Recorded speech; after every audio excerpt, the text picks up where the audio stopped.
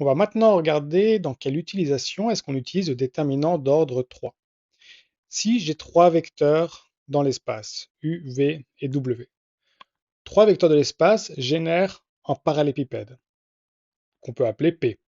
Par exemple ici, U, V et W, je peux compléter afin d'avoir un solide qui est généré par U, V et W qui forment les trois arêtes de ce solide. Et je l'appelle P. Alors le théorème nous dit que le volume de ce parallélépipède est égal à la valeur absolue du déterminant de U, V et W. On a un corollaire qui est direct de ce théorème, c'est que si jamais notre déterminant vaut 0, ça veut dire que le volume vaut 0 et que donc notre parallélépipède est complètement écrasé. Il n'a pas, par exemple, de hauteur. Et cela veut aussi dire que U, V et W sont dans le même plan. Finalement, ils génèrent un parallélépipède qui est dans le même plan, donc qui n'a donc pas de volume. Donc U, V et W sont coplanaires si et seulement si le déterminant de U, V et W est égal à 0. On va faire deux exercices maintenant. Le premier consiste à savoir si 4 points sont coplanaires. On rappelle que quand on a 3 points, ils sont forcément coplanaires. La question c'est est-ce que le quatrième point va être dans le même plan que les 3 autres points.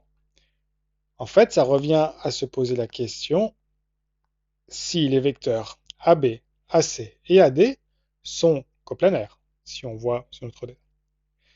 Donc AB, C et D sont coplanaires si les vecteurs AB, AC et AD sont coplanaires. Puis avec notre corollaire, on sait que cela revient à dire que savoir si le déterminant de AB, de AC et de AD est égal à 0. Alors pour calculer le déterminant, on va avoir besoin des composants de ces différents vecteurs. Pour calculer les composantes de AB, on fait les coordonnées de B moins les coordonnées de A. Pareil pour AC avec les coordonnées de C moins les coordonnées de A. Et enfin AD. Donc le déterminant de AB, de AC et AD, on va le calculer et il va nous donner le volume de parallélépipède généré par AB, AC, AD. Si ce volume vaut 0, ça veut dire que les points A, B, C et D sont coplanaires. Je mets la notation avec les deux grandes barres pour le déterminant. Dans la première colonne, je mets les coordonnées, les composantes de AB. Dans la deuxième colonne, je mets les composantes de AC. Dans la troisième colonne, je mets les composantes de AD. Je choisis la première colonne, puisqu'il n'y a aucune particularité qui me ferait choisir une autre colonne ou une autre ligne. Je rappelle qu'en haut à gauche, on commence toujours par du vert, donc par plus. Donc ça va être une fois, je supprime cette colonne, cette ligne-là, et je calcule le déterminant des quatre nombres qui restent. Ce qui donne moins 1 fois 4, moins 3 fois 3. Donc moins 9. Ensuite, j'ai moins 1, puisqu'il est en rouge, fois, et je calcule le déterminant de ces quatre nombres-là. Donc 2 fois 4, 8, moins 3 fois moins 3, moins 9. Et enfin, plus moins 2 fois, je supprime la colonne à la ligne du moins 2, et je calcule le déterminant des quatre nombres qui me restent. Donc 2 fois 3, 6, moins 3 fois moins 1, 3. Donc ce qui me donne 5, plus 1, moins 6, et ça donne bien 0. Comme le déterminant vaut 0, cela veut dire que les 4 points A, B, C et D sont bien coplanaires. Deuxième exemple, j'aimerais calculer le volume du parallélépipède généré par les vecteurs U, V et W, dont on connaît déjà les composantes. Pour cela, je vais calculer le déterminant de U, V et W.